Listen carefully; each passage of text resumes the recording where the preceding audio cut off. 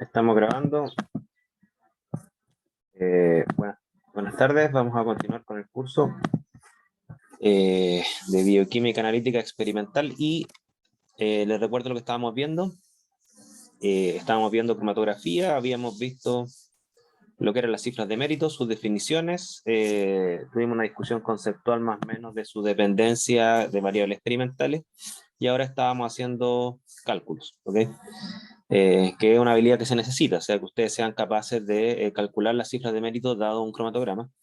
Y habíamos quedado en la sesión de ayer en la discusión de cómo hacíamos los cálculos respecto a la información que se entrega en este cromatograma, y ustedes habían dado cuenta que había un parámetro que no entregaba el cromatograma, que había que estimarlo, que era el tiempo muerto, ¿ok?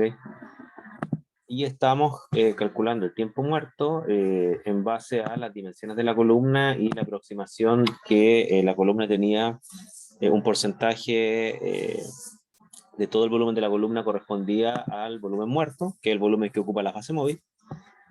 Y si mi memoria no me falla, el volumen muerto y el tiempo muerto lo habíamos calculado, si mal no recuerdo.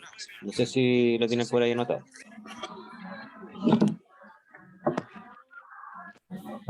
¿Tienen anotado por ahí lo que nos dio el tiempo muerto y el volumen muerto?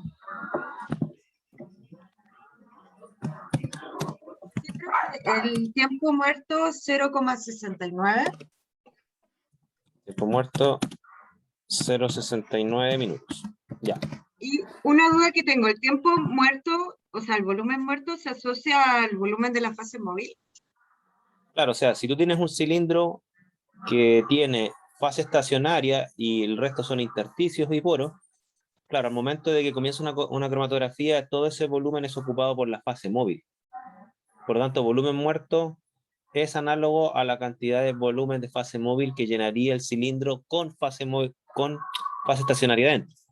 ¿Ya? Entonces, el volumen muerto sería de 0,20 medio. Eso ya. Claro, porque el flujo era 0,3 ml minutos, o sea, está cuadrando. ¿Cuánto eran? ¿Eran 0,13 ml, me dijiste tú? 0,3 ml. 20, profe, 0,20. 0,20, perdón, 0,20, perdón. Ya, ahí está. Claro, y la conversión de volumen muerto a tiempo muerto era a través del flujo, que en el fondo es cuánto tiempo toma bombear esos 0,20 ml. Y el flujo está entregado acá en la información cromatográfica, esta que está acá. ¿Ok? Y recuerden que el volumen muerto, para los que no estuvieron ayer o se perdieron esta parte, el volumen muerto era pi, que es 3,14, por el radio al cuadrado, por el largo de la columna. Ese es el volumen total del cilindro, y eso multiplicado por el porcentaje de cilindro que estimamos que podía no estar siendo ocupado por la fase estacionaria. Creo que le asignamos un valor de 0,4, si mal no recuerdo. ¿Estamos? Ahí habíamos quedado la clase pasada. No sé si hay alguna duda, consulta, porque ahora tenemos que calcular las cifras de mérito. ¿Okay? ¿Dudas, consultas, comentarios? Claro, 0,4 es una estimación. Claro, se estima que en general las columnas cromatográficas, el porcentaje de porosidad que se le llama, es decir, la fracción del volumen del cilindro que no está ocupado por fase estacionaria, más o menos se mueve entre 0,4, 0,6, por ahí, ¿ya?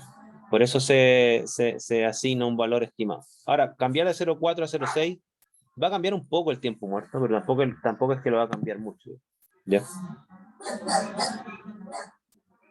El hecho es que es un tiempo mucho menor que el tiempo de la primera especie que eluye. Si ustedes se fijan en el cromatograma, ¿a qué tiempo eluye más o menos la primera especie, que sería esta? Si ponemos como punto medio que aquí son 6 ml y aquí son 3 ml, claramente esto está eluyendo sobre un minuto. ¿Okay? O sea, el tiempo muerto está mucho más abajo, está por acá. Más preguntas, por favor. Antes de avanzar. Y el otro dato que quiero que me recuerden, porque habíamos más o menos estimado el tiempo de retención y el ancho de las señales 4 y 5, que eran con las que íbamos a trabajar. ¿Qué tiempo le habíamos asignado a la señal 5, por favor, para anotarlo? Creo que le habíamos puesto como 10. ¿10 minutos? Ahí me lo confirman, por favor. 10 minutos. 9,5 por ahí. Ah, ya, 9,5. Sí, parece que era un poquito menos. 9,5 minutos. Ya. Sí, y a la 4 le habíamos puesto 7,5. 7,5 minutos. Y los anchos también lo habíamos más o menos estimado, ¿no es cierto? ¿Cuánto le habíamos asignado al ancho de la señal 5? 0,7. 7 minutos. Y en la señal 4, por favor. 1,2. 1,2. Ok. Bien, ahí teníamos entonces todos los valores. Bueno, me queda medio solapado ahí. Todos los valores para hacer los cálculos. Entonces lo que hay que hacer ahora es calcular todas las cifras de mérito. Entendamos todas las cifras de mérito como vamos a calcular, bueno, selectividad, lo que se llama alfa cromatográfico, capacidad, lo que es el K, ¿no es cierto? La eficacia, o el número de platos teóricos se le llama a esto, ¿ok? También vamos a calcular H, que es la altura del plato teórico equivalente. Resolución, ¿ok? Eso es lo que tenemos que calcular. ¿Para qué? Para la pareja 4-5, ¿ok? Así que por favor, comiencen, o si ya lo hicieron, me van compartiendo los valores en el chat, ya para irlos anotando y ver que a todos les dé más o menos lo mismo, y si no les da lo mismo, ver dónde está la diferencia. ¿Sí? ¿Dudas?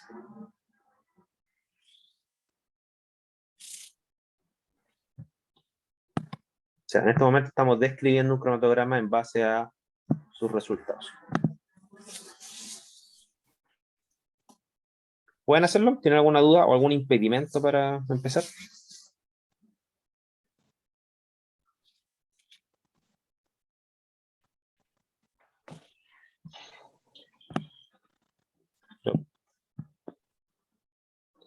¿Cuál era el radio? Y recuerden que para calcular el tiempo muerto, este valor que está acá, 2,1 milímetros, es el diámetro del cilindro. Por lo tanto, el radio es la mitad. ¿Ya? Siempre las columnas se expresan como largo por diámetro. O sea, 150 por 2,1 milímetros.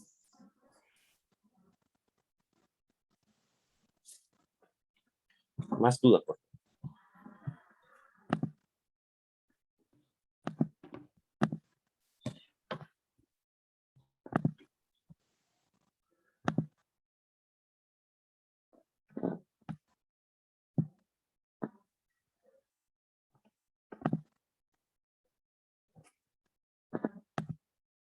Bien. Voy a ir anotando entonces cómo les va dando acá. Ustedes me van diciendo. Entonces, acá. Selectividad. ¿Cuánto le da la selectividad? ¿O de dónde la sacamos, por último?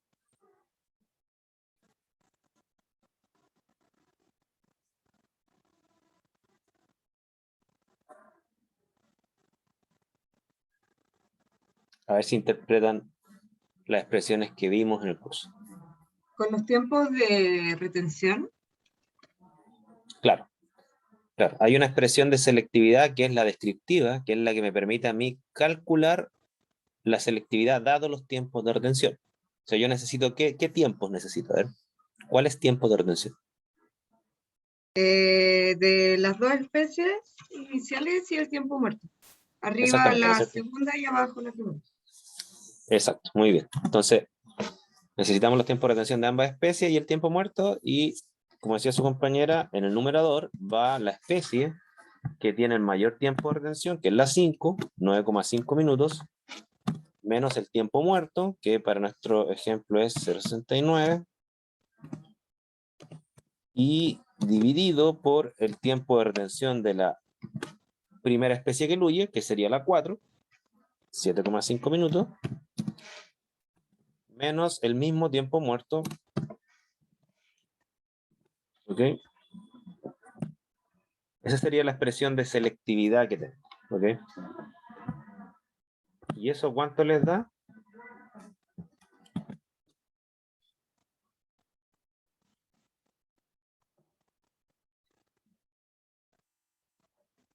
Claro, la expresión que tú pones, Christopher, es de 16 veces el tiempo de retención partido por el ancho al cuadrado, del ancho del triángulo.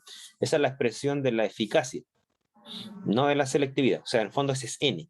N es igual a 16 veces el cuadrado de la división del tiempo por el ancho. Nos va a servir esa expresión, pero para n, no para la selectividad. ¿Ya? La selectividad, recuerden que tiene el símbolo alfa, igual que el alfa ácido base, pero una coincidencia de términos. ¿Ya? Una coincidencia de términos. ¿Cuánto le da la selectividad?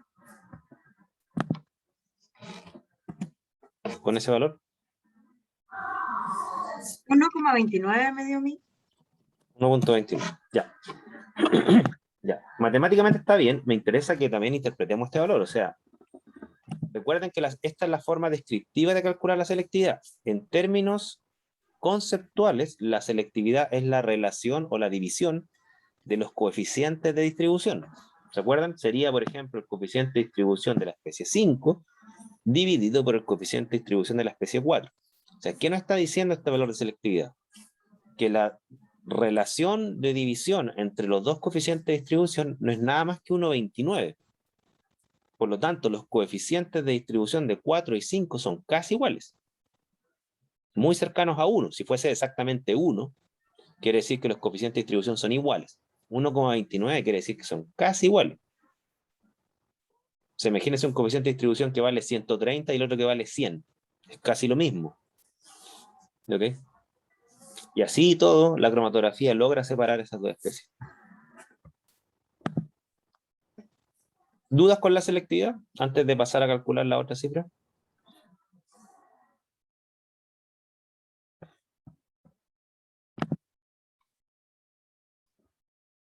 ¿Ninguna? Ya, vamos a la capacidad. Capacidad OK. ¿Cómo calculamos esto?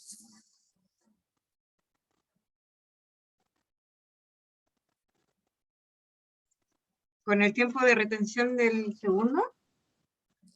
Ya, esto es muy importante. Efectivamente, nosotros necesitamos el tiempo de retención de la segunda especie, ¿ok? Para calcular el factor de capacidad de la segunda especie, la sin. Pero también necesitamos el tiempo de retención de la primera especie para calcular el factor de capacidad de la primera especie. ¿Por qué? Porque el factor de capacidad es por especie, ¿ok? O sea, hay un K para 5 y un K para 4. ¿Estamos? Pero se calculan separadamente. No sé si me explico. ¿Se calculan de la misma manera, profe? De la misma manera, pero obviamente con su respectivo tiempo de retención. ¿Ya? ¿Desde qué punto de vista? De que recordemos que el factor de capacidad, como es la expresión matemática descriptiva, es el tiempo de retención de la especie menos el tiempo muerto partido por el tiempo muerto. Por ejemplo, el factor de capacidad para la especie 5, ¿ok?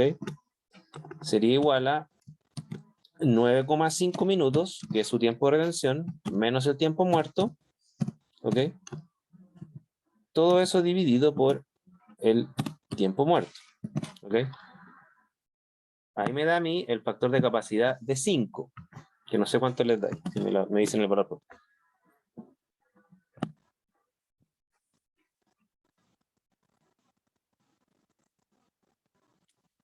¿Cuánto les da ahí? 9, ay, me perdí. 86. 9,86, gracias. Ya. Ahora hay que calcular el factor de capacidad de 4, ¿ok? Porque si estamos trabajando con esas dos parejas, bueno, cada una tiene su factor de capacidad.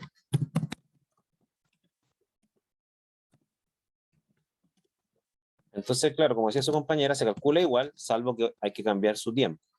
El tiempo de 4 es 7,5 minutos, menos el mismo tiempo muerto, dividido por el tiempo muerto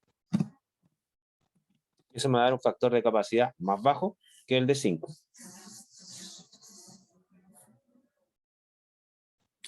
Tomás dice que le da 12, De nuevo me equivoqué con el otro. Es y el otro 12,76. ya vamos a ponerle 12,8. Y el de 4, ¿cuánto les da?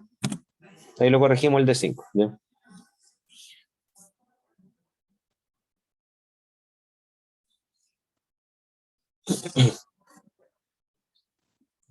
El de 4 le da 9,86. 9,86. Ya. Ahí están los valores. Ahora, ¿por qué es importante calcular el factor de capacidad? Porque como vimos nosotros en la clase pasada, si mal no recuerdo, normalmente las resoluciones aumentan cuando aumentan los factores de capacidad. Eso es lo que nos dice la expresión de Purnell. Pero ¿qué es lo que nos dice además la expresión de Purnell? Que en general, cuando ya estamos con factores de capacidad sobre 5, si bien es cierto, la resolución sigue aumentando, pero aumenta con una pendiente muy baja. Es decir, la ganancia de resolución cuando el factor de capacidad es mayor a 5 es a costa de mucho tiempo. Normalmente conviene trabajar con factores de capacidad, cuando se pueda, ¿no es cierto?, menores a 5. Ahí yo aumento la capacidad hasta 5 o por ahí, ¿no es cierto? Y ahí gano mucha resolución. De ahí para adelante lo que gano es muy poco y a costa de más tiempo. O sea, este cromatograma, que es lo que nos muestra que tiene 5 especies separadas en poco menos de 12 minutos. Lo cual, en términos de eficiencia del tiempo, no es muy bueno. ¿Ya? Tampoco digo que el cromatograma es pésimo para nada, es un buen cromatograma, pero en términos monetarios es un cromatograma costoso. Ya no es muy eficiente económicamente. ¿Dudas? ¿Consultas?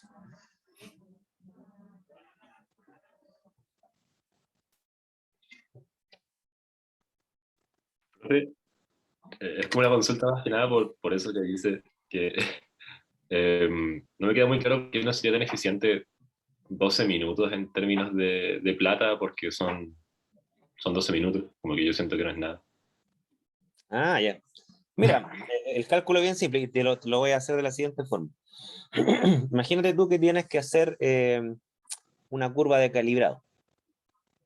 Porque cuando uno cuantifica con estos métodos, esa es una señal. Pero ustedes saben de la analítica 2 que estos métodos están basados en detectores relativos, o sea, hay que hacer una curva de calibrado.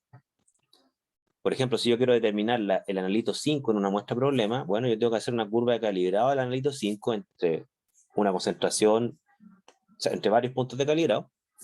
Y una vez que calibre yo esto, o sea, que determine la pendiente, ¿no es cierto? Ahí voy a poder pasar muestras problemas. Entonces, supón lo siguiente. Tú tienes que hacer una curva de calibrado que tiene, como dice UPAC, 6 puntos de calibrado. Eso es lo que recomienda UPAC así como óptimo. Casi nadie hace 6, pero ya. Pues 6 puntos de calibrado. Y además tú eres riguroso, entonces tú lo haces por triplicado. Es decir, cada punto lo inyectas 3 veces. Entonces saca la cuenta, tú vas a tener que inyectar 15 soluciones, no, perdón, 18 soluciones para hacer una curva de calibrado de 6 puntos, 3 réplicas por punto. 18 por 12 minutos.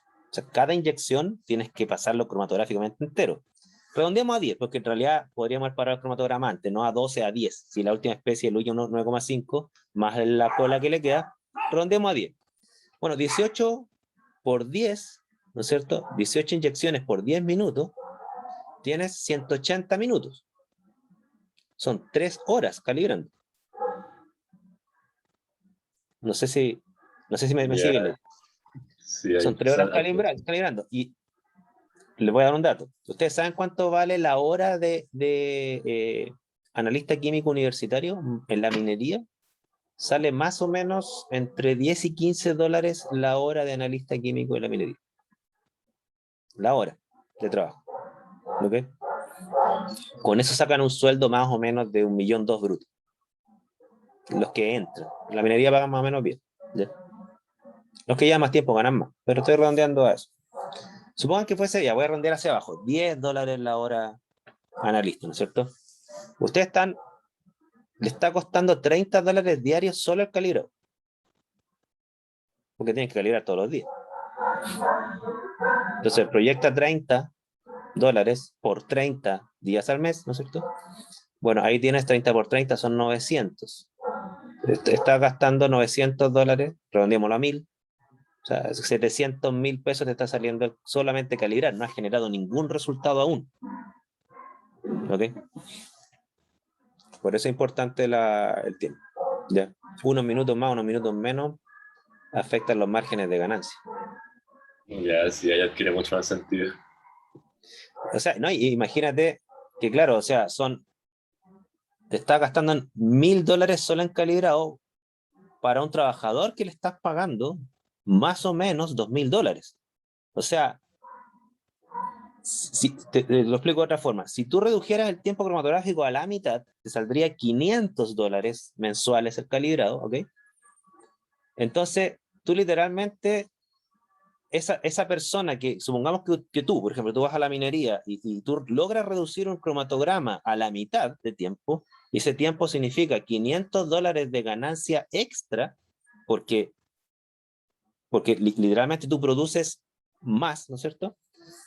Eso es un 25% de tu sueldo, piénsalo así, un 25% de tu sueldo. O sea, tú podrías ir a decirle a tu jefe, no que te suba el 25%, pero te suba la mitad, o sea, la mitad gana la empresa y la mitad tú. Jefe, súbame un 12,5% del sueldo, porque yo le estoy ahorrando a la empresa 25% de mi sueldo. Y ahí va a decir, trato hecho. Ya, sí. ¿Ya? En un sistema capitalista, el sueldo es proporcional a la productividad. Métanse siempre eso en la cabeza. Aunque no les guste el sistema capitalista. Pero estamos en este. ¿Ya? La gran pregunta del millón, ¿por qué Alexis Sánchez gana tanta plata y mucha gente se indigna por eso? Es porque produce mucha plata. Por eso gana mucha plata.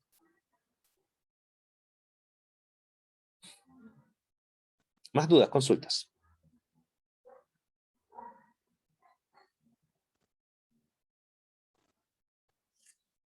Vamos entonces a la eficacia. ¿Ya? Aquí alguno de ustedes dio la expresión de eficacia, ¿no es cierto? La eficacia, N, el número de platos teóricos, ¿no es cierto? La calculamos con la expresión que había dado su compañero, que era Christopher, ¿no es cierto? 16 veces el tiempo de retención partido por el ancho, todo eso al cuadrado. ¿Ok? Entonces, ¿pero cuál tiempo? ¿Y cuál ancho? Correspondiente a cada especie, ¿no? Uno para cada uno. Ya. Su compañera entonces adhiere a mi forma de ver esta cuestión. Un plato por especie. ¿Ya? Súper, súper. Me alegra haberte influenciado. ¿Ya? Pero recordemos que hay otras visiones. O sea, está la visión también norteamericana que en realidad toma los dos tiempos y pues saca un promedio de N. Toma los dos tiempos y por lo tanto hay dos platos, uno para 4 y uno para 5, y saca el promedio. O sea, N sería el promedio de los dos. Está la visión europea, más por la escuela francesa, que dice, no, N es solamente de la quinta especie, porque es la peor de todas. Es la que se ensancha más, que en este caso no fue así. ¿Ya? Bueno, calculemos entonces N para las dos especies, después ustedes decidirán cómo calculan N en su labor profesional. Bueno, ahí no hay un pronunciamiento oficial. Entonces en este caso sería 16 veces el tiempo de retención, por ejemplo, N para 5, voy a ponerlo acá. N para la especie 5 sería 16 veces el tiempo de retención de 5, es decir, 9,5 minutos, dividido por su ancho, 0,7, y todo eso al cuadrado. ¿Estamos? Ahí les va a dar el N de 5. ¿Cuánto les da?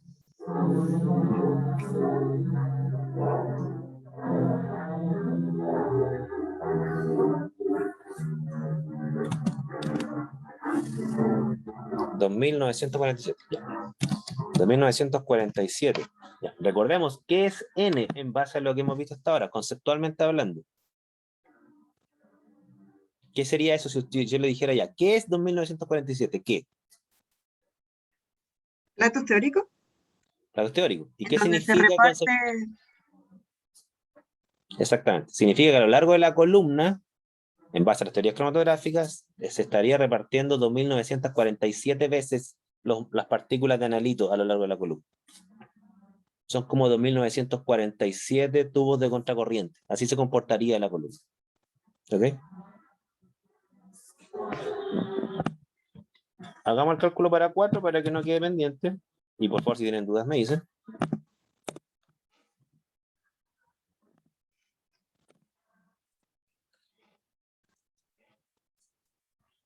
El 4, ¿no es cierto? La ecuación es igual, salvo que el tiempo y el ancho son distintos.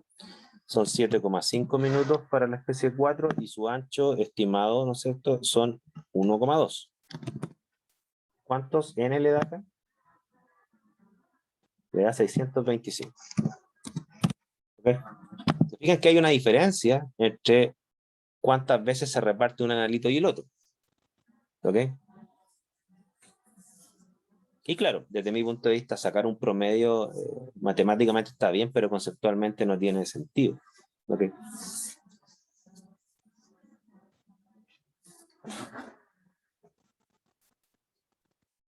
¿Dudas con la eficacia? ¿Dudas, consultas? Profe, disculpe. ¿Sí? Entonces, en este caso, la eficacia del número 5, el número indicaría la cantidad de, no, la cantidad de veces que el analito se distribuye en cada plato teórico, pero que sea de ese analito. Mira, tiene un pequeño matiz lo que dices tú. Lo que dices tú está casi bien, salvo que recuerda que los platos teóricos no es que estén dados, es al revés. Es decir, mira, el analito se distribuye a lo largo de la columna, entre la fase móvil y la fase estacionaria, todas las partículas, como si tuviese 2.947 platos teóricos. ¿Okay?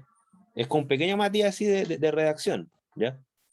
No es que el analito se distribuye en 2.947 de todos los platos teóricos que tiene la columna. Ya, no es que la columna, desde mi punto de vista, si esto, insisto, esto es debatible. ¿Ya? No es que la columna tiene, supongamos, 5.000 platos y el analito aprovechó 2.947. ¿Ya? Hay mucha gente que lo ve así. ¿Ya? Yo lo veo al revés, yo lo veo que el analito se distribuyó, entendiendo analito no como la partícula analito, las moles de partículas de analito se distribuyeron todos ellos 2.947 veces a lo largo de la columna. Por lo tanto, la columna se comportó para ese analito como si tuviese 2.947 platos. Así lo veo yo. Ah, ok, ya, sí, entendí. Ahora, insisto, Gracias. como tú lo dices, los libros más o menos lo escriben así la columna tiene 1.000 platos, o sea, 5.000 platos y aprovechó 2.947. Así lo ven otras visiones. Bueno, cuestiones científicas. Aquí Karina me dice, la sustancia que diluye antes debe tener un N menor. Mira, en general, Karina, pero esta es una generalización, no es una ley. ¿Ya? En general, las últimas especies tienen menos platos, o se comportan o se distribuyen en menos platos teóricos que las primeras. ¿Por qué? Porque en general las últimas especies se dispersan más, las señales son más anchas. Eso es en general. Justo nos topamos con un caso donde la 4 es una especie más ancha que la 5. Yo, así al ojo, creo que ahí no está diluyendo un alito, están diluyendo dos. Por eso tiene dos picos cromatográficos, no tiene uno, no tiene un máximo, no es simétrica la señal 4. Ya, pero eso es un detalle. ¿Ya? Yo creo que la persona que hizo ese cromatograma se le coló una señal cromatográfica que no se dio cuenta.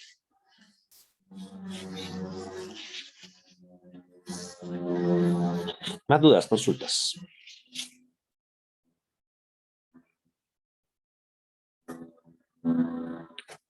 Vamos entonces Claro. Todo claro, súper. Vamos entonces a H. ¿Ya?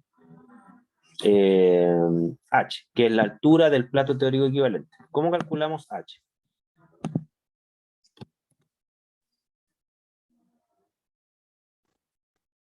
L partido en N.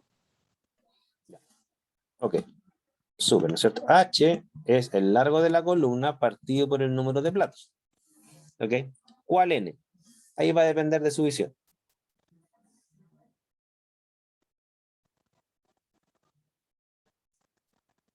Para mí, H es un parámetro de cada analito, no es el parámetro de la columna. ¿Ok? Pero hay libros que ven que H es un parámetro de la columna. Por lo tanto, hay un H.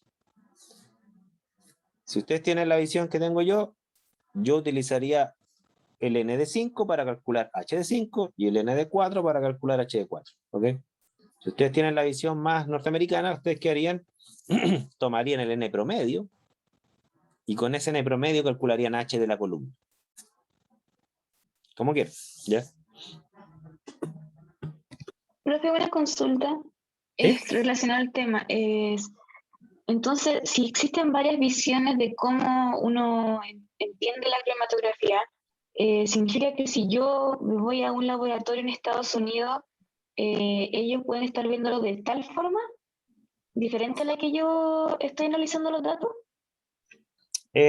Claro, por eso es importante que cuando uno entra a un laboratorio que ya tiene un, un sistema montado y ya tienen formas de calcular, entender, una cosa es que lo hagan mal y otra cosa es que lo hagan con otra visión, ¿ya? Entender cuál es la visión que predomina en el laboratorio. Y normalmente a ellos les aconsejo que uno se adapte un poco al principio, cuando uno llega nuevo a un trabajo, ¿no es cierto?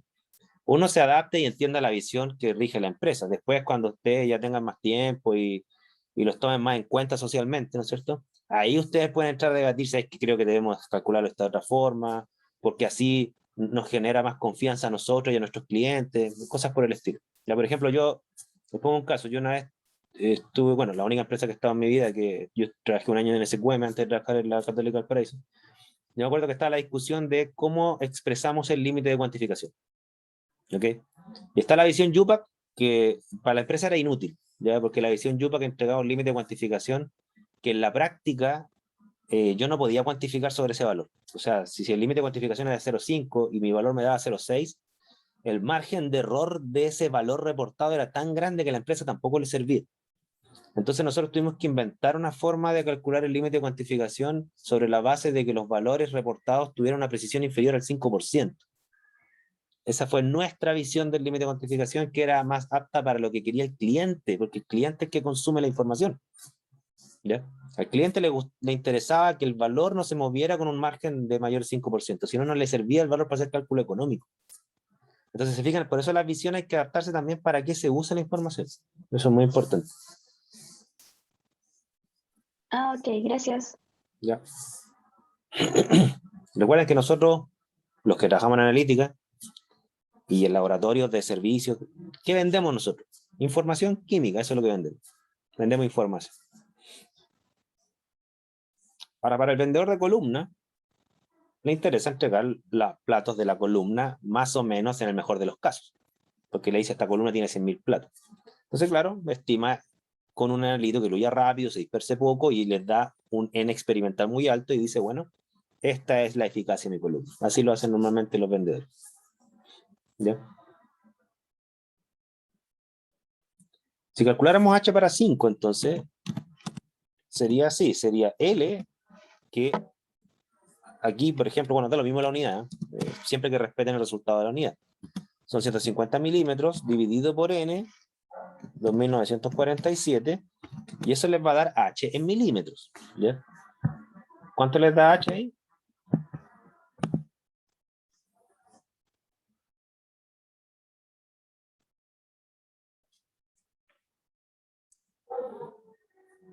0,05.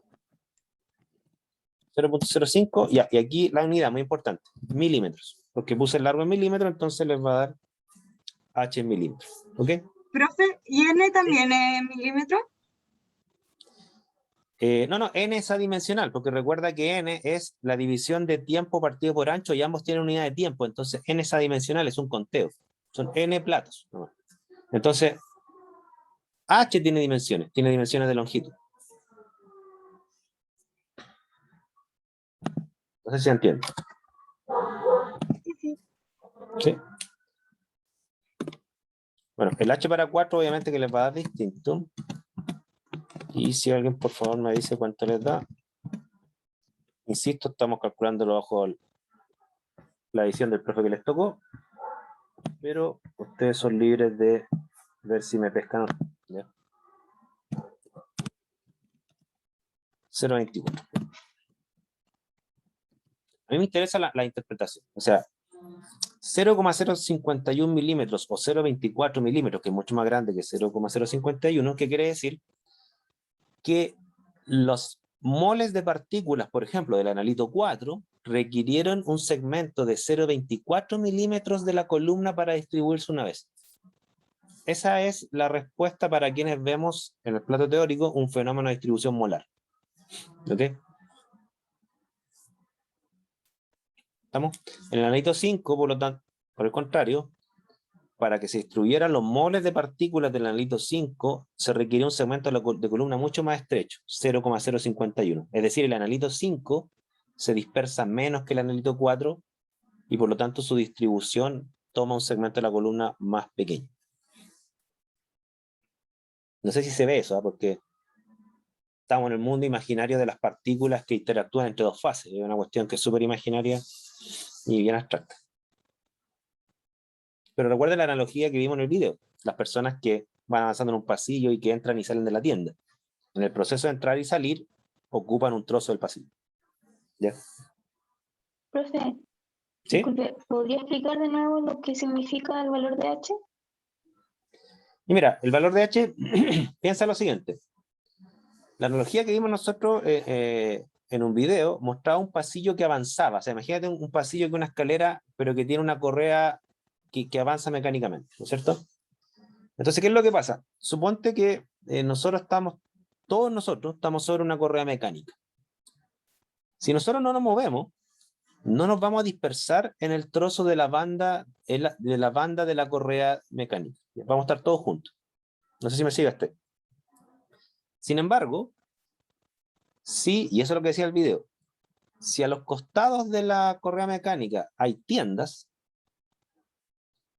y algunos de nosotros, o sea, todos vamos a ir a la tienda, ¿no es cierto? Entonces, ¿qué es lo que va a pasar? Vamos a ir a la tienda, pero no vamos a ir todos juntos, ¿ok? Algunos van a ir primero, otros van a ir detrás, ¿no es cierto? Entramos a la tienda y volvemos a la cinta mecánica, ¿ok? Ese proceso de distribución, ¿no es cierto? Entre que yo salgo imagínate tú como persona individual, el proceso entre que sales de la cinta mecánica y tus compañeros siguen avanzando, ¿ok? Entras a la tienda, interactúas y vuelves a la cinta, en ese proceso tú te dispersaste de tus compañeros. No sé si me sigues hasta ahí. Tus compañeros Sí. van más allá, ¿ya? Entonces, eso es lo que se llama el plato teórico, de que los analitos van avanzando. En promedio van a la misma velocidad, pero no todos los analitos van juntos en la fase móvil. Algunos interactúan con la fase estacionaria y vuelven, y después van los otros y vuelven. Y ese proceso va generando dispersión. ¿Ok? Por lo tanto, H sería una estimación de qué segmento de la columna tomaría que todas las partículas de analito al menos una vez vayan y vuelvan entre la fase móvil y la fase estacionaria. Ese es como el principio. ¿Ya? Los analitos que se dispersan más van a requerir, analogía, un trozo de la banda mecánica mayor, ¿ya? Que los que se dispersan menos. Y por ejemplo, una variable que es muy importante, y la vamos a ver más adelante, es la velocidad con la cual vas y vuelves. Porque, por ejemplo, si tú como persona entras a la tienda y sales rápido, te dispersaste mucho menos respecto a tus compañeros que van en la banda, que si entras a la tienda y te demoras mucho, tus compañeros ya van a ir lejos. Va a generar una dispersión muy grande y ustedes se van a ubicar en un trozo de la banda muy grande. Esa es una forma de verlo, ¿ya? Es un fenómeno de dispersión. Te estoy tratando de explicar esto de la dispersión con un fenómeno. Y en el estricto rigor son 3 fenómenos los que dispersan las partículas. Te lo expliqué con el que creo que es más intuitivo. Creo, ¿ya? Ah, ok, sí, entendí. Entonces sería como 0,24 milímetros la distancia en la que se distribuyó, sería la distancia que tiene en comparación a los otros analitos.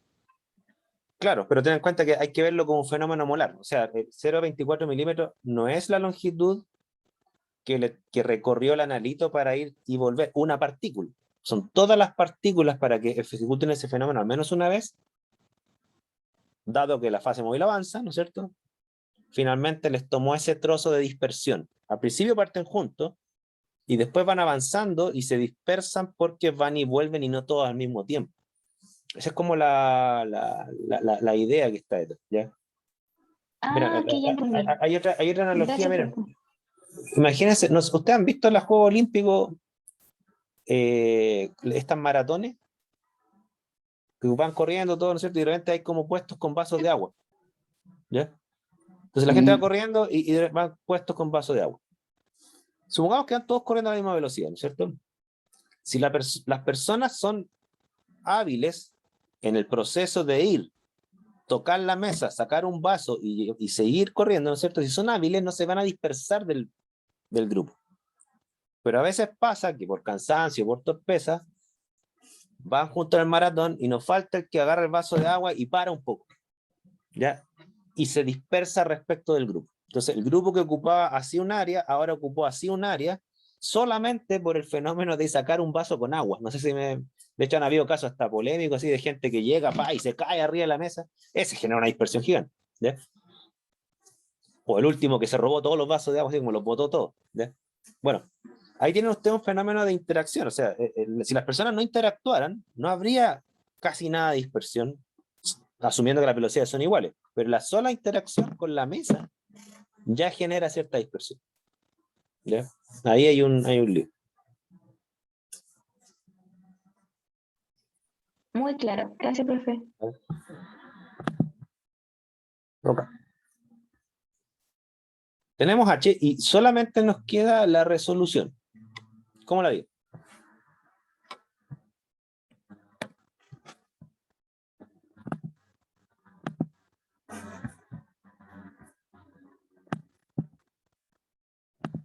Resolución. Con los tiempos de retención y los W. Con los tiempos de retención y los dobles. Exactamente. ¿Ya? ¿A qué nos referimos? De que recuerden, hay dos expresiones de resolución. Está la exacta, que es la que acaba de decir su compañera, y está la de Purnell, que es la que considera la eficacia, N, la selectividad, alfa, y la capacidad, K. Y respecto a la capacidad solamente de la segunda especie, la 5. Si bien es cierto, podríamos calcular la resolución con ambas expresiones, lo que es conceptualmente correcto es ocupar la primera, la que dijo su compañera, porque es la expresión exacta, es la que no asume que los anchos son iguales. De hecho, no lo son. ¿Ok? Quiero ser bien claro con esto porque, insisto, un error muy común en los libros es calcular la resolución en base a un cromatograma con la expresión de Purnell. Eso no tiene sentido. A pesar que matemáticamente está bien, conceptualmente creo que no es lo más adecuado. ¿Ya? Entonces, con los tiempos y los anchos. ¿Y cuál es la expresión? Es que la resolución es igual a 2 veces la diferencia de los tiempos, 9.5 menos 7,5, dividido por la suma de los anchos. ¿Okay? Los anchos serían 0,7 y 1,2. 0,7 más 1,2. Ahí me daría la resolución. ¿La resolución de quién? De la pareja 4, 5. No existe la resolución de 5. No existe la resolución de 4. Existe la resolución de la pareja 5, 4. ¿Ok? La resolución es una cifra de mérito cromatográfica de dos especies que coeluyen. O que eluyen de forma vecina en tiempos. ¿Ya? ¿Se entiende eso?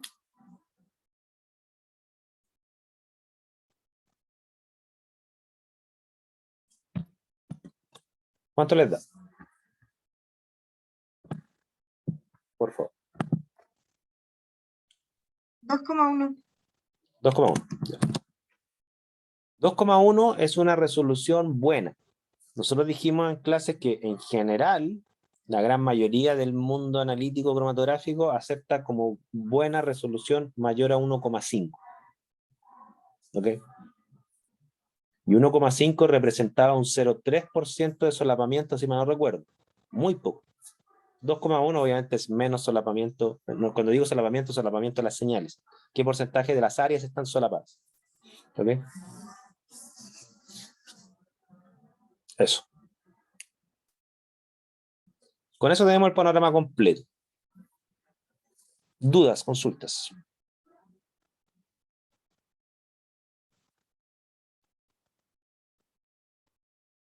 ¿Algo que se perdieron? ¿Sí? ¿No? Una cosa, solamente un comentario. En el tema de que nosotros estamos calculando la columna número que el analista número 4 como uno solo, pero en este caso, como se puede ver, hay como dos que están siendo solapadas. Si nosotros hubiéramos obtenido la información de cada uno de esos dos, así como 4 y 5 en esa misma columna, la resolución sería más baja.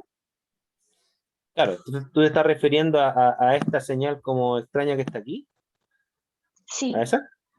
Claro, o sea, sí, si ahí realmente coeluyeran dos analitos, aquí tenemos un tiempo de retención, aquí tenemos otro tiempo de retención. Lo que hacen los software, o lo que uno tendría que hacer al ojo, es estimar, mira, es una cosa súper media artesanal, pero los software lo hacen matemáticamente. Es estimar cuál sería el ancho, por ejemplo, de esta señal, lo voy a marcar como en rojo. Esta señal continuaría más o menos así, ¿ya? Y la del primer analito, que sería esta señal que está acá, continuaría más o menos así. Ahí tú estimarías matemáticamente al ojo cuáles son los anchos de las señales, y ahí calcularías la resolución, y la resolución te va a dar 0,2, 0,3, una cuestión muy mala. ¿Ya? Yo creo que hay dos ok, análisis. gracias. Yo creo que hay dos análisis. Los software hacen un procedimiento matemático que se llama de convolución. O sea, hacen una matriz matemática para, con la parte de la curva que está menos solapada, proyectar la simetría del resto, y ahí te calculan la resolución. ¿Ya?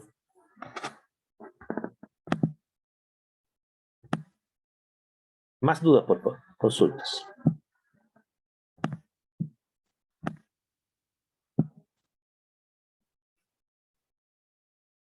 Ok.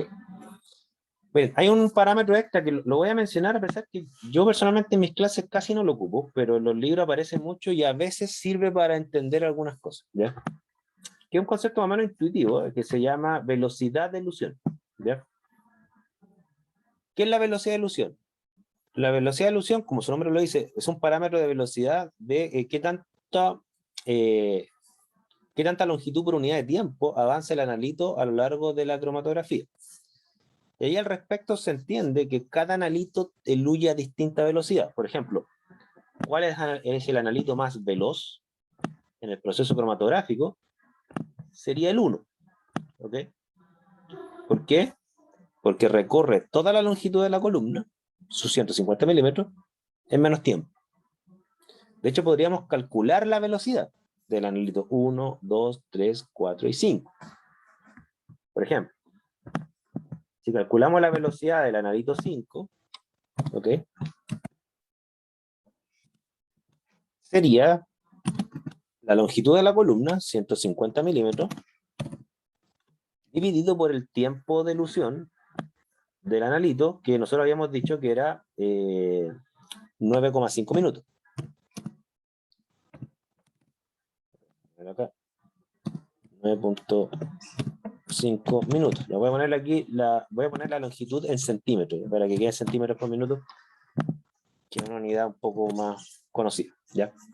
Si ustedes calculan esto, si me dicen el valor, por favor, les va a dar la velocidad de elusión del analito 5. ¿Ok? Por favor, si me lo pueden decir, porque quiero agregar una cosa conceptual extra.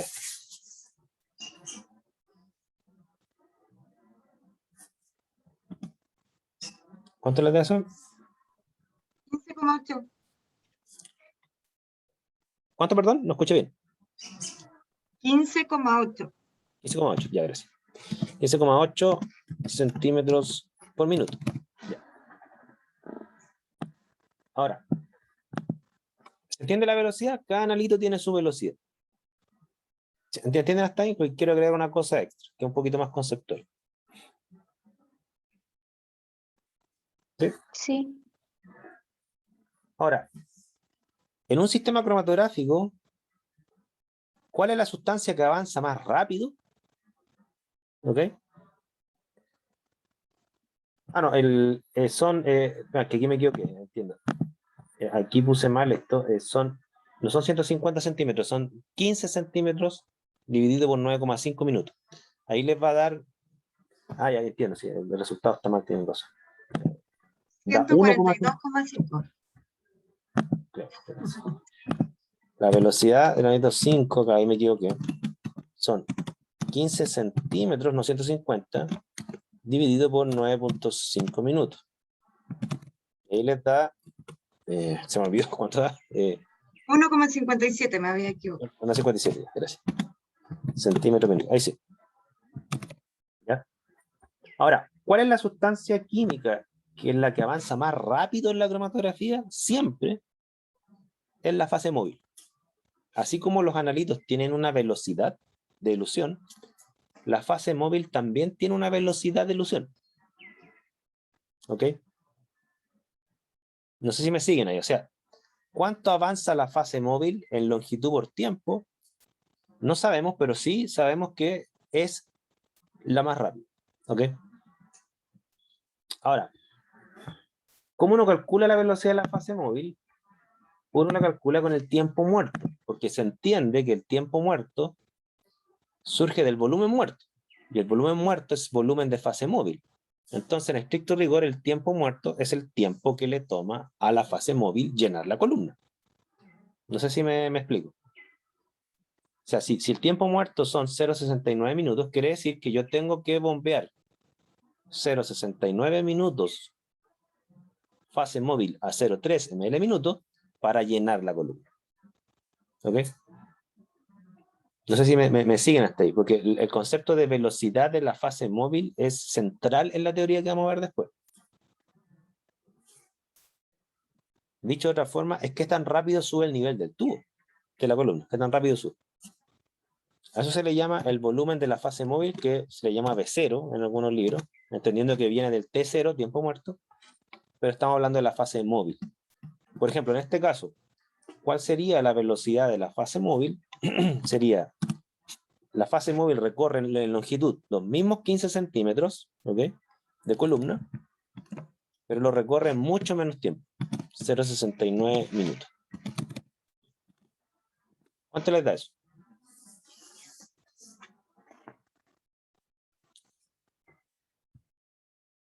Por favor. 21,73.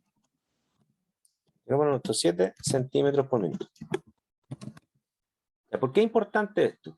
¿Por qué es importante conocer tanto la velocidad de elusión de los analitos y sobre todo la velocidad de elusión de la fase móvil? Una razón muy simple. Por la analogía de la correa de avance, que era una forma de explicar la dispersión. Lo que está más o menos estudiado es que una de las principales variables, no la única, pero una de las más importantes, para explicar los orígenes de la dispersión de las partículas, es qué tan rápido avanza la fase móvil. Mientras más rápido avanza la fase móvil, en algunas circunstancias eso empeora la distribución. No siempre, ya vamos a ver algunas excepciones.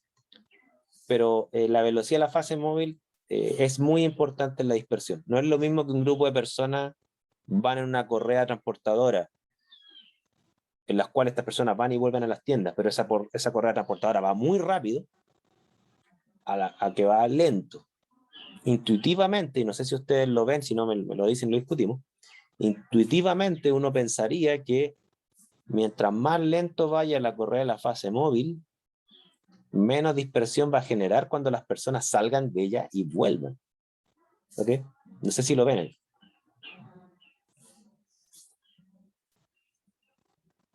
¿Lo ven más o menos ahí, no? Sí, sí se entiende. ¿Sí?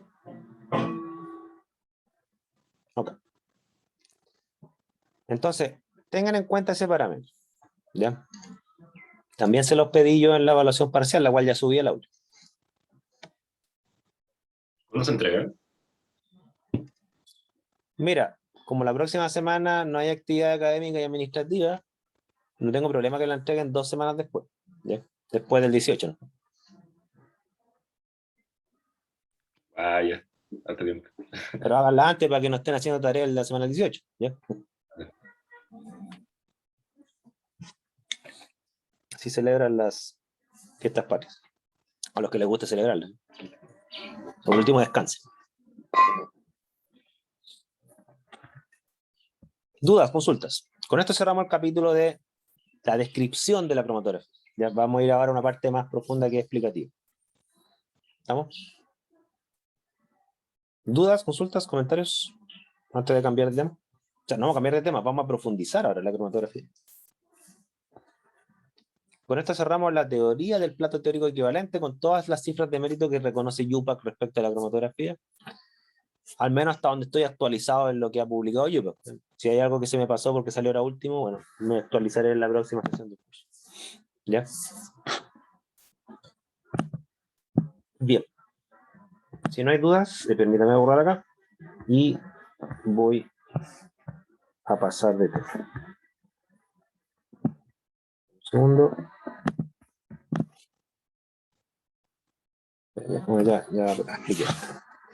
Vamos entonces a partir ahora con lo que se llama la teoría dinámica o la teoría cinética de ilusión, que es una teoría que, desde mi punto de vista, es complementaria a la teoría del plato teórico equivalente. ¿Por qué complementaria? Porque hasta donde yo lo entiendo, la teoría del plato teórico equivalente es una teoría que es descriptiva respecto de cómo se conforma un cromatograma respecto a los tiempos, o sea, de qué dependen los tiempos, del coeficiente de distribución, por ejemplo, y cuántos platos teóricos hay en un proceso cromatográfico. O sea, dice cuántos, pero no dice por qué. ¿Ya? La gracia, sí, que tiene la teoría del plato teórico equivalente es que considera el coeficiente de distribución en sus expresiones. Por lo tanto, es una ventana de mi punto de vista termodinámica que esta teoría no tiene, la teoría cinética de ilusión. La teoría cinética de ilusión lo que busca es explicar por qué se dispersan las partículas.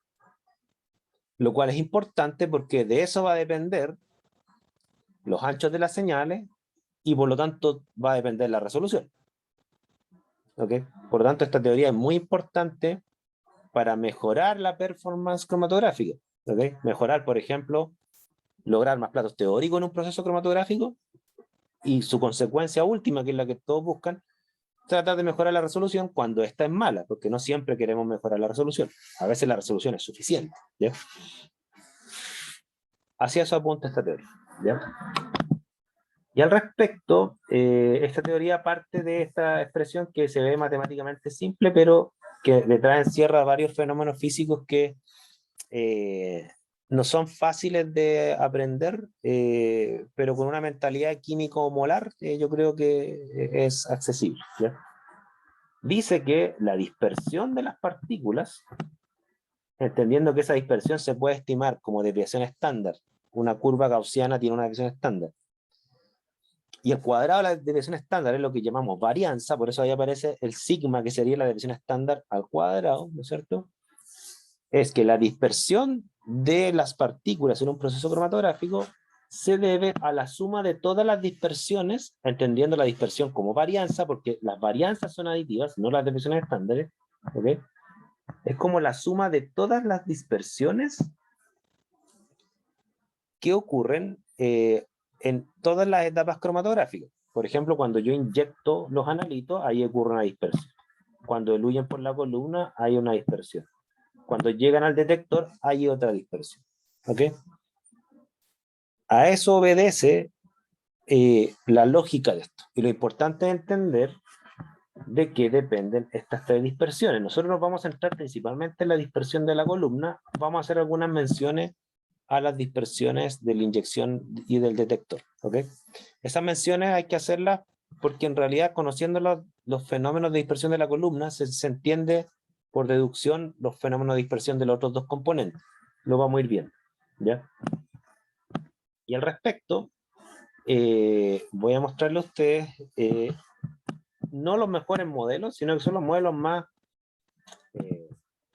populares y los más didácticos. No son los mejores modelos. Los mejores modelos tienen una matemática que es terriblemente compleja y su popularidad es muy poca. ¿Ya? Entonces, permítanme lo siguiente. Como yo les decía, la teoría del plato teórico no explica la causa de esta dispersión. En el fondo no explica por qué los analitos para distribuirse necesitan un H determinado. Yo en parte algo le he adelantado por las preguntas que ustedes me han hecho. Entonces, ¿qué es lo que hace esta teoría? Parte de lo siguiente, fíjense.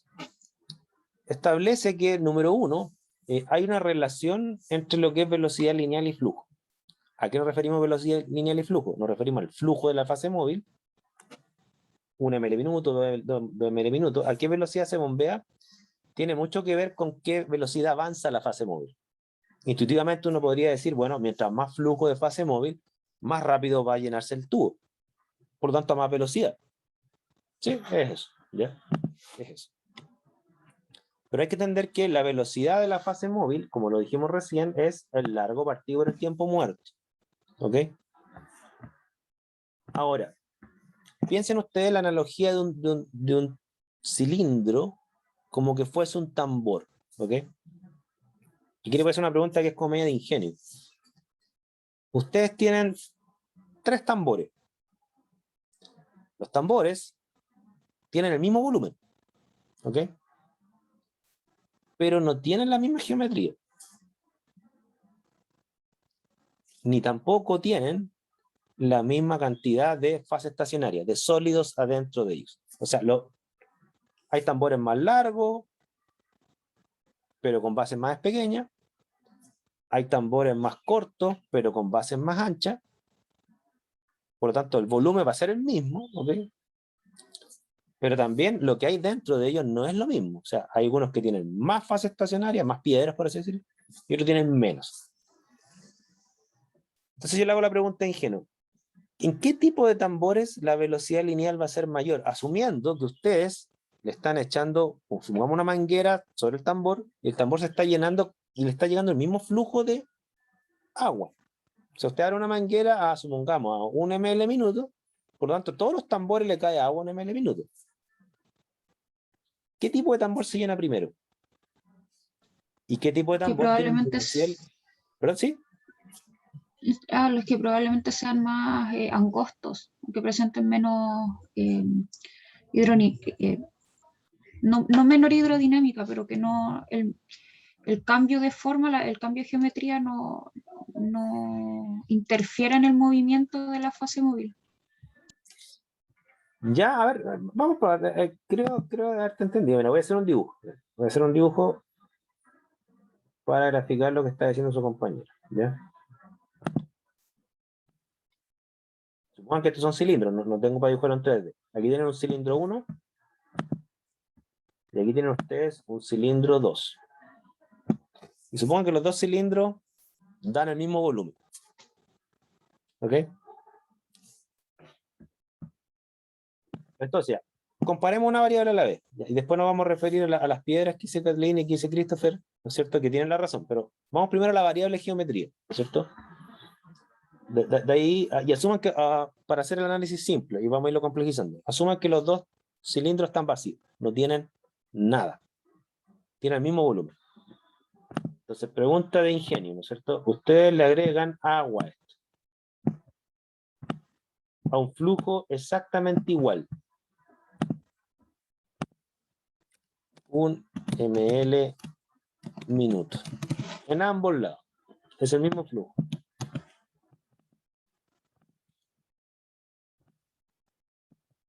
Pregunta de ingenio. ¿Cuál se llena antes? El primero. ¿No se llenan al mismo tiempo? Se llenan al mismo tiempo.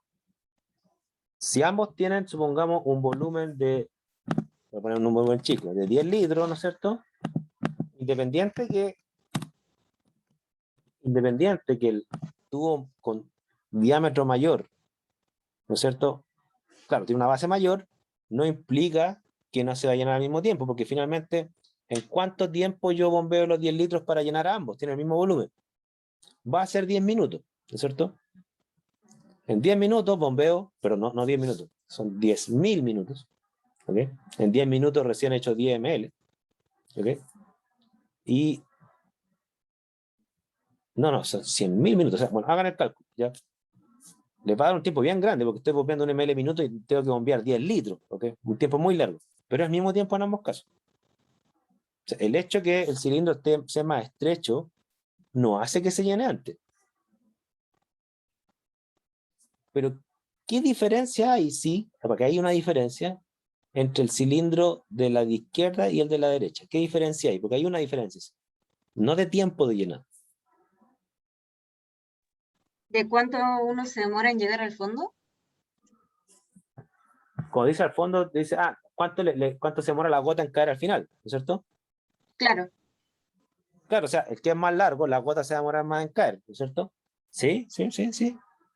Ya, esa es una diferencia. Pero mire, me estoy refiriendo a esto.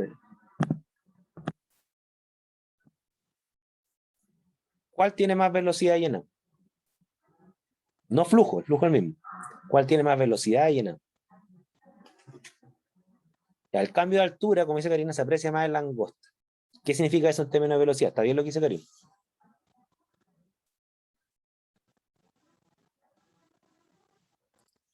Si ¿Por yo qué no voy es viendo... igual, profe? Porque mira, la velocidad lineal te dice a ti cuántos centímetros por minuto por segundo avanza la fase móvil. ¿Ok? Si tú tienes un cilindro más estrecho, va a avanzar más rápido en velocidad. Finalmente se va a demorar el mismo tiempo en llenarse, ahí estamos de acuerdo, porque el volumen es el mismo.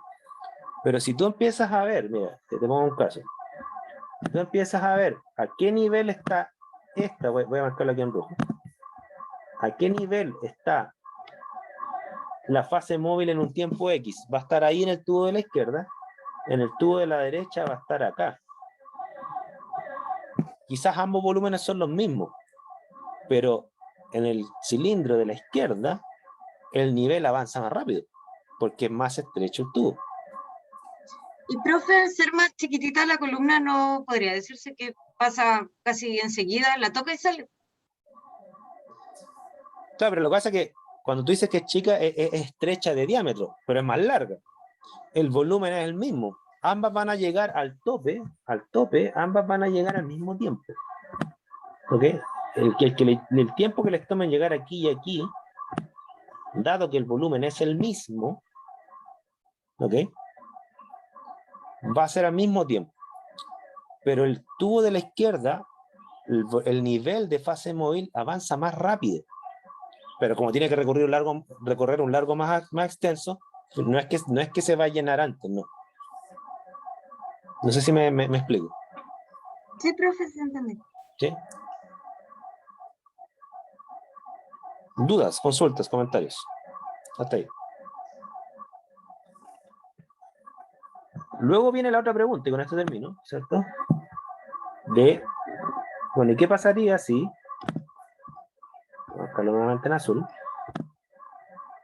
¿Qué pasaría si yo tengo dos cilindros exactamente iguales? O sea, voy a borrar el de la derecha. Son iguales en geometría. ¿Ok? Iguales en geometría. Misma base, mismo largo.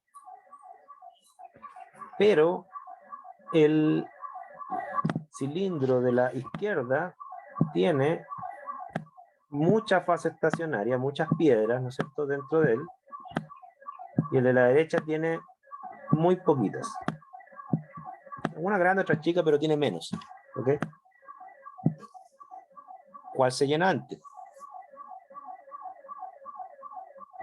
El que tiene las piezas más grandes. Tiene las piezas más grandes, ¿no es cierto? ¿Por qué?